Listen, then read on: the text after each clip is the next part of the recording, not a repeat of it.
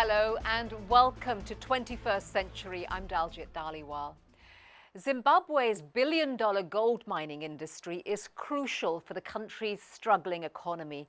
But traditionally, more than half of the country's population has been excluded from taking part. But now Zimbabwean women are breaking barriers to share in the wealth, following in the steps of one extraordinary entrepreneur. Here's our story.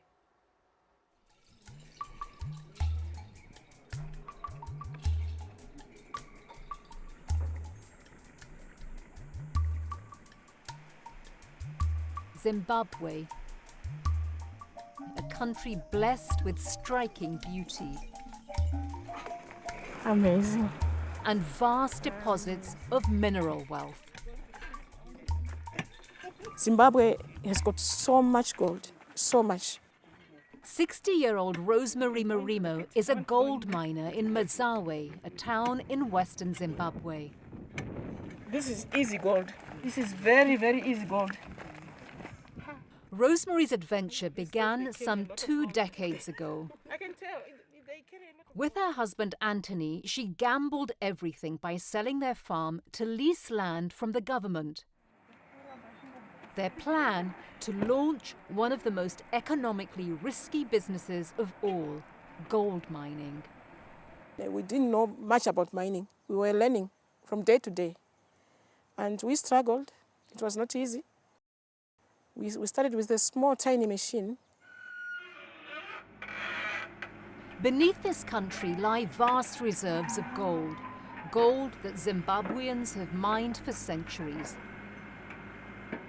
By some estimates, there's enough gold to make every person in the country a millionaire. Despite this, the cruel reality is that Zimbabwe still ranks among the poorest nations in the world. Its people impoverished, especially its women. Poverty hit women much more harder in our countries than men. Alan Nudehu is head of the United Nations team in Zimbabwe. Many countries have actually put a lot more emphasis on working with women first as a way for dealing with poverty and as a way also dealing with the economic growth of the country. But without the government's support, women in Zimbabwe can't profit from the nation's lucrative gold industry without start-up money. This is our first machine. Rosemary discovered that breaking into the business world had its own share of challenges. Men are used to walking into a bank, talking with a bank manager and so forth. For women, that's a fairly new area.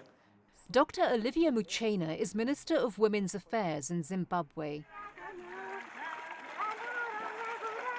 When you say women in mining, people look like, are you sure you know what you are talking about? So we are just taking women back to what they used to do before, but in a more sophisticated way. Women like Rosemary. Even though she sold her farm, she needed even more capital to make the business profitable. So she applied for a loan in her husband's name, since in many countries around the world, including Zimbabwe, property and assets belong to men. With money in hand, Rosemary and Anthony made a go of it. They cleared the land, purchased some heavy equipment, and lived in nothing more than a makeshift tent. It wasn't easy. We made a lot of mistakes. And my husband worked so hard. The couple fell on hard times too. Anthony's labor alone wasn't enough to expand their mining operation. When their sons, Chawatama and Tawanda, finished high school, they helped out. But Rosemary wanted much more for her children. She managed to save enough money to send Tawanda to university to study engineering. I told my children I will never leave this place unless everyone has got a degree. I'm a big dreamer. That's my problem. Then the unexpected happened. My husband came sick. He passed away 14 years ago. But I carried on. when he passed away, things were not easy for me. Rosemary was left with an outstanding bank debt. With no husband, 6 children, and a gold mine to manage, life became overwhelming for her.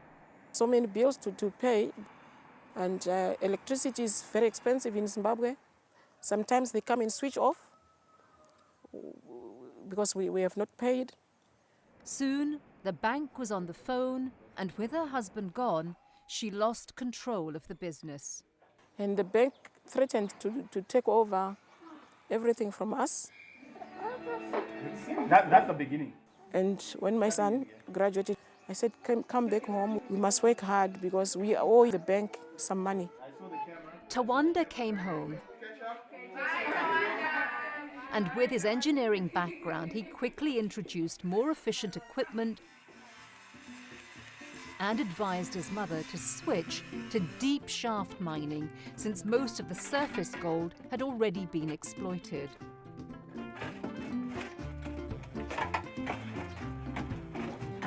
It was here, buried deep beneath the earth, that Rosemary uncovered a bounty of gold.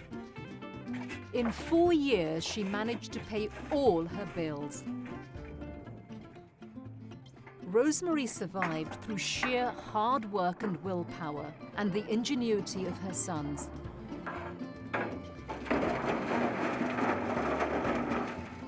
It was stories like hers that brought a change of thinking by banks. Before, women were dependent on their husbands, fathers, or brothers to get into any contractual arrangement. Through various programs, a good number of our banks are opening windows or special facilities for women. To further help women get into business for themselves, in 2011, the government pushed for the implementation of the Indigenization and Economic Empowerment Act. Part of this legislation puts 51% of ownership of all foreign-owned companies into the hands of Zimbabweans. Another part of the same law gives women a greater stake in the nation's mineral wealth. These are gold stones. Our government was very determined to raise the standard of women, the status of women. Today, Rosemary's mining company employs 25 workers, a fifth of them women. And she is now renovating a house, and all of her children are getting an education. But as much as Rosemary is living her dream, she feels guilty because the children of her workers don't have the same opportunity. They must see what my children are doing as well. I want to see some driving their cars to see their mothers, because it can't go on forever from being a worker to another worker to another worker. No, the cycle must break. The children must go to school. She can start by taking all this stuff. And now the government of Zimbabwe has hired her as a consultant to assist new women miners in navigating the banking and lending system that she once struggled against. I can tell there's gold. I can tell there's gold. She's such poverty, yet it pains me. I'm so passionate about helping other women because I've been through a lot in my life. Come and awake what you have been. Her friend Mabel is benefiting from the new laws. Mabel just leased this plot of land from the government to begin prospecting for gold. Unlike Rosemary, she had a start-up loan and expert advice. If I go to someone's mine, I will tell them what you are doing is not the right thing. I'm willing to come here and show you how to do it. Okay. Because you are sitting on something very big here. She also shows them how to avoid the pitfalls she once experienced. The compressor. It's exciting to me because I've never seen easy gold like this. I'm telling you, I'm already excited. Okay. I'm already excited. Okay. Elaine Nudehu believes that the assistance given to women like Mabel will contribute to Zimbabwe's economic potential. By empowering women, you allow this person to really care for the family, and that is actually a very smart thing to do. Rosemary is also exploring alternative ways of extracting gold, something she had overlooked for years. Cyanide is widely used here to separate gold from raw ore, a process that's dangerous for workers and hazardous for the environment. Rosemary is testing safer methods to use in her own business and to share with other miners.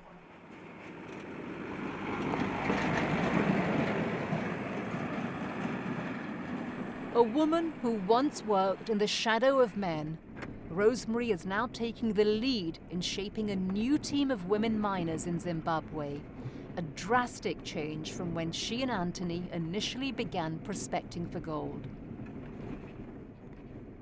As long as you work hard, you can make it. When my husband passed away, I stayed here.